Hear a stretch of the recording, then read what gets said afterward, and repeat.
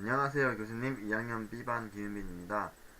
이번에는 저희가 이제 8주차 선행학습을 했었던 의치상 수리에 대해서 한번 발표를 드리겠습니다. 지금 내일이 시험이라서 지금 내일 관교랑 통일치 실습을 시험 보는데요. 어, 지금 관교도 많고 통일치 실습도 많고 지금 멘붕이에요. 그러다 갑자기 동영상 오늘 이번 주까지 올려야 된다 그래갖고 다행히 지금 찍고 있습니다. 네. 자, 그러면 서두는 여기까지 하고요. 동영상을 보면서 발표를 드리겠습니다. 네. 먼저 의지상을 이제 의지상이 어떠한 힘이나 뭐 어떠한 일에 의해서 파괴될 수도 있고 크레이 가는 경우도 있죠. 그래서 이제 교수님이 직접 수업 시간에 크랙 또는 파더를 가게 만들어 주셨는데 제 거는 두둥강을 완전 딱 파절이 됐어요.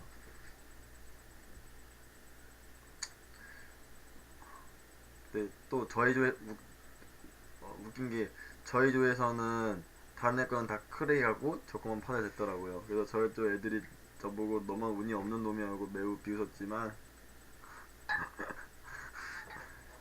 그래도 뭐 어차피 근데 하다 보니까 결과는 똑같더라고요. 하는 방법은 똑같이 시간 똑같이 들고요. 아무튼 그래서 제 거는 일단 파절 두둥강은 파절 됐는데 다행히 이제 정용선 중심으로 파절 돼갖고 붙이기가 쉬웠어요. 다행히 조각도 안 날아가고. 네, 그래서 지금 동영상 보면 설명드리겠는데, 자, 이제 스티키 왁스로 이제 가부착을 시키는 모습입니다. 네, 이때 스티키 왁스를 너무 많이 사용하면은 어, 네, 저 스티키 왁스를 제거하기 되게 힘들다고 말씀해 주셨는데 제가 왁스 조절을 잘 못해갖고 스티키 왁스가 막 질질 흘려내렸어요. 완전 범벅이 돼갖고 뭐 이따 떼면 되지 하고 있었는데 확실히 뗄 때 고생 좀 했어요, 진짜 교수님. 일단 지금 스티키 왁스를 붙이고 있는 모습이고요. 이렇게 스티키 왁스로 가부착 시킨 다음에 면봉이나 뭐 스틸봉, 뭐 스테인리스 스틸봉이나 이런 이쑤시개 같은 것도 단단한 것으로 좀 이렇게 스티키 왁스로는 부족한 그런 어, 접착력을 고정성을 조금 더 부여하기 위해서 네, 이런 소구치랑 구치부에다가 두 개 정도 네, 단단하게 이런 단단한 물질들을 이용해서 고정을 시켜줍니다. 네, 물론 그 위에 스티키 왁스로 단단한 왁스 스티키 왁스로 해주시고요. 네, 이런 식으로 스티키 왁스로 이제 가부착을 완전히 시켜주신 다음에 그리고요 이때 가부착 시킬 때 중요한 점이 딱 모형을 조립했을 때 제가 보니까 어떻게 조립하면 또 경계 부위가 생기고 어떻게 하면 또 매끈하게 되더라고요. 그래서 최대한 이렇게 매끈한 부위를 찾으려고 해서 했는데 아마 매끈한 부위를 찾아서 이렇게 조립을 해주는 게 아마 맞는 것 같습니다. 그래서 가부착을 시킨 다음에 손으로 그 경계 만져봐서 언덕이 있는지 없는지 걸리는 게 있는지 확인해 주신 다음에 없을 경우에 이제 이런 식으로 스키박스를 이용해서 가부착을 시켜주시면 되겠습니다.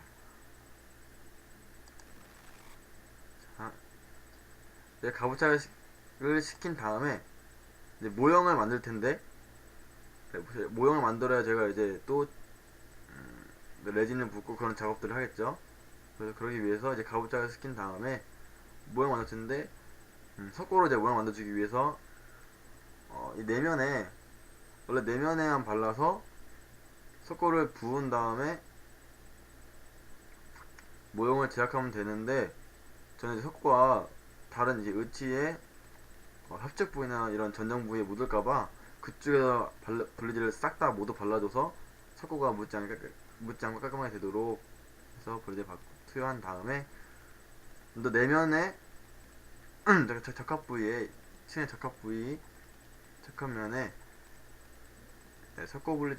석고를 골고루 도포를 해줍니다. 이때 너무 바이브레이팅을 너무 심하게 해주시면은 이 가부착한 게 변형되거나 분리될 수도 있기 때문에 조심스럽게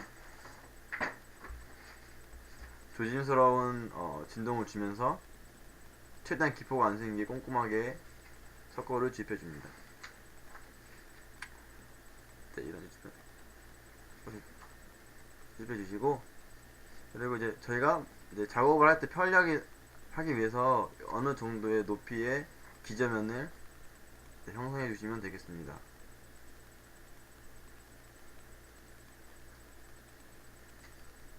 이때 당연히 이런 보도 부위가 다 인기가 돼야지 저희가 위치를 알고 다시 조립을 하겠죠. 그런 것들 좀 생각해 주시면서 네, 석고 모형을 만들어 주시면 되겠습니다.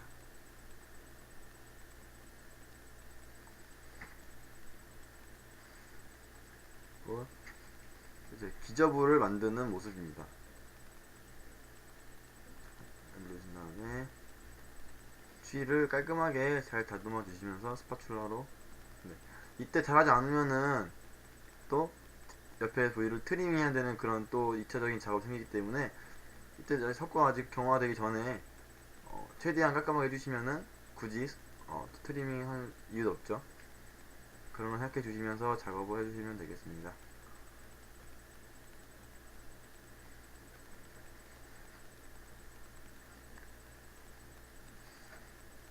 네,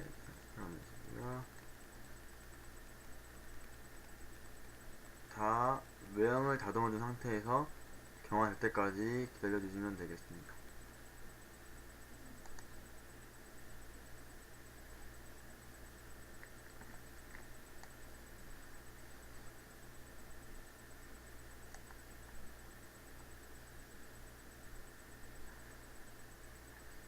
제일 깔끔하게 있는 모습 보이시죠? 네, 그 다음에 저희가 이제 이렇게 해서 모양이 완성되면은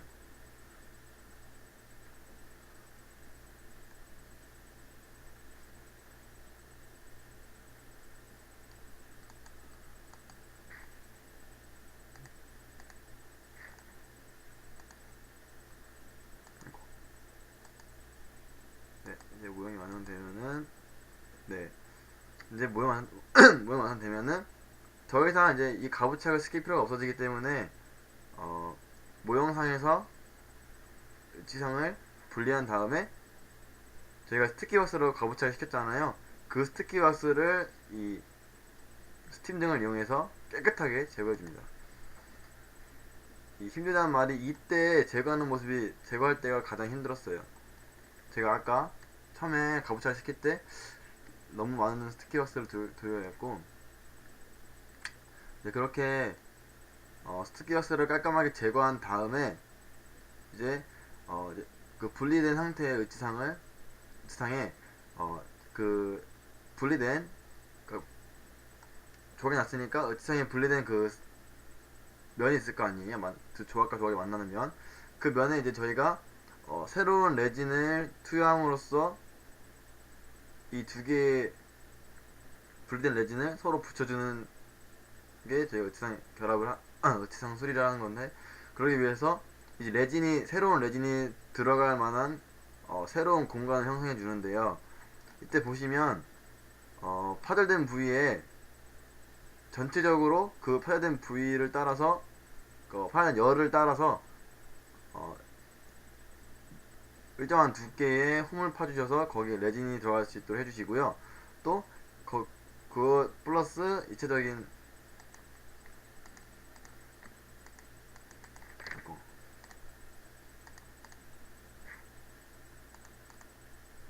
네, 이체적으로 기계적인 유지를 조금 더 얻기 위해서 네, 이런 보시면 도보텔 형태의 홈을 또 파주게 되는데요.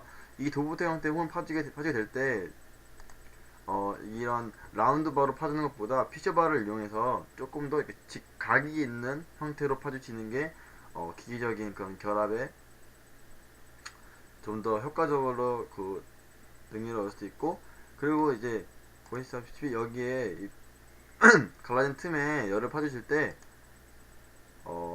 이게 많이 넓게 파준다고 해서 의치상이 더 잘 붙는 게 아니기 때문에 그런 욕심 부리지 않고 그냥 적당한 부위, 이런 라운드바에 한번 라운드바가 들어갈 정도로 퍼주시면 되고요. 어, 그리고 특히 심리적으로 중요한 이 수면 쪽 있잖아요. 순측에는 도보테일을 형성해주지 않는 게 심리적으로 좀 더 적합하다고 볼 수 있겠습니다. 그렇기 때문에 이런 구개 내측 면에만 조금 더 기계적 유지를 위해서 도브테일까지 형성해 주시고, 순면에는 그냥 이렇게 일자로 열만 한 겹 파주시면 되겠습니다. 네, 그렇게 새로운 레진을 주입할 공간을 만들어 주시면요. 네, 이제 이 모델상에 전체적으로 레진 블레제를 발라줘야지 저희가 이걸 레진을 주입했을 때 안 떼어지는 경우가 없겠죠. 그렇기 때문에 그 아까 만든 모형상에 전체적으로 레진 블레제를 꼼꼼하게 발라주시고요.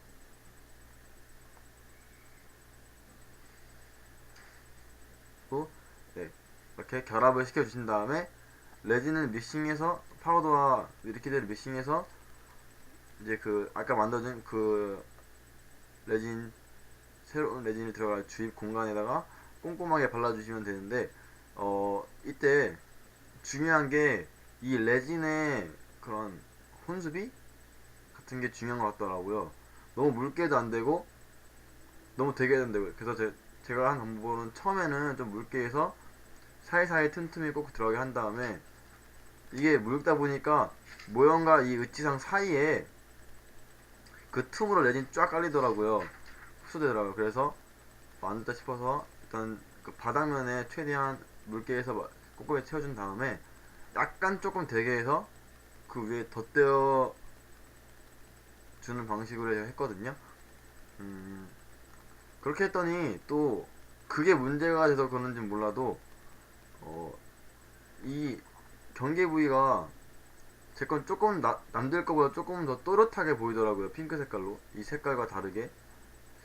그런 게 문제가 있는 건지, 아니면 이 리퀴드와 파우더의 그런 비율이 혼합 비율 혼수비가 안 맞아서 그런 건지. 근데 그런 친구들이 되게 많더라고요. 어떤 친구는 거의 희미하게 티 안 나는 친구가 있고, 어떤 친구는 완전 그냥 아 얘는 새로 했구나 하는 그런 친구들이 있고, 그냥 중간 정도 낸 친구들도 있었고. 야, 혼수비의 차이인지 아니면 경화 시간에 따른 차이인지, 그런 차이에 의해서 어, 같은 재료를 쓰는데도 다른 결과가 나는 그런 경우를 관찰했었습니다. 지금 레진을 틈에 꼼꼼히 넣어 주시고요. 그다 이때 지금 보시면 너무 묽어서 지금 파우더를 살짝 뿌리는 모습인데, 너무 묽기 때문에 파우더 살짝 뿌리면은 살짝 약간 되게 되더라고요. 적당히. 너무 묽다 싶으면은 이렇게 그 레진 주입한 부위에 파우더를 살짝 주입해 줍니다. 그리고 최대한 이 주변 부위는 깔끔하게 다듬어 주셔야지 팔레싱 할 때 덜 힘들더라고요. 그래서 그런 것도 생각해 주시면서 해주시고,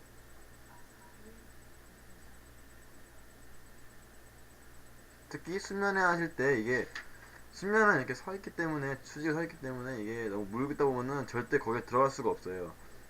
약간 되게 해주셔서 거의 앞접하다시피 눌러줘서 꼼꼼하게 내면을 채워주시면 되겠습니다.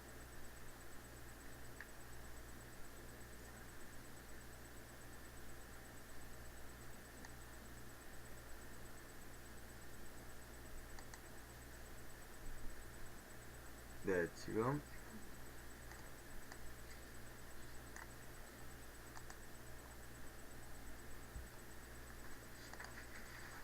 이렇게 내면을 채워주고 지금 주변 부위를 다듬는 모습입니다. 지금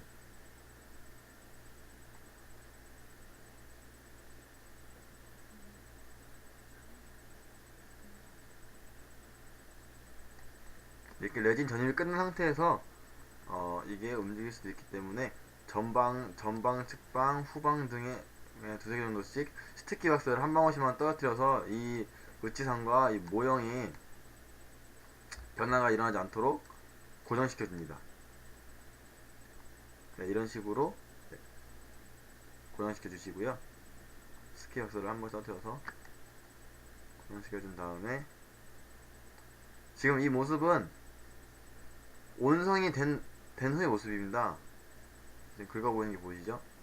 저희가 고온 압력밥솥에 압력을 넣고 단시간에 온성을 했는데요. 제가 이 레진이 언제가 딱 굳었는지 모르겠어요. 보통 교수님께서 15분 정도, 10분, 15분 정도 넣으면 된다고 하셨는데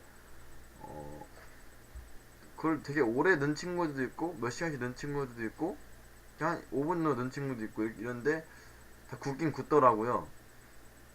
근데 아마 또 이런 거에 따라서 레진에 새로 집한 레진 색깔이 이쁘고 아까 최대한 비슷하고 안 비슷하고 그런 차이를 나겠죠.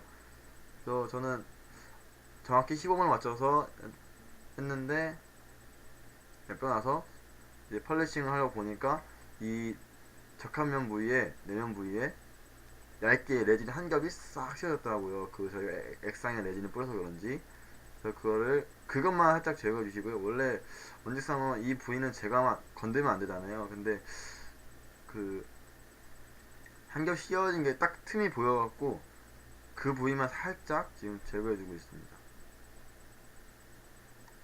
부드럽게 제거해 주시고요.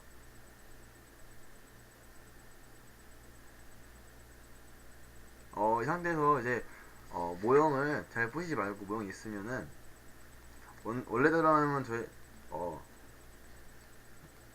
모형이 없어서 모형이 원래 빠지지 말아야 되는데 저희 거는 언더컷이 없기 때문에 블록아웃도 안 하고 모형 만들었기 때문에 그러니까 언더컷이 있으면 블록아웃을 하고 모형 만들잖아요. 저희 거는 언더컷이 없는 모델이어서 블록아웃 안 해도 잘 빠지기 때문에 그냥 쑥쑥 빠지더라고요. 빠졌을 때 저희가 모형을 버리지 말고 맞춰보면서 적합도를 조금 더 맞춰보는 게 좋을 것 같아서 좀 모형을 버리지 않고 계속 맞춰가면서 폴리싱 작업을 했었습니다. 인터벌 이렇게 내면을 좀 다듬어 주신 다음에 똑같이 똑같은 방법으로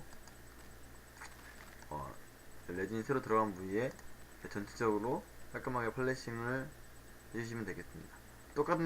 똑같이 덴처바로 다듬어 주시고 러버 포인트로 다듬어 주시고 퍼미스 광내기 해주면 되는데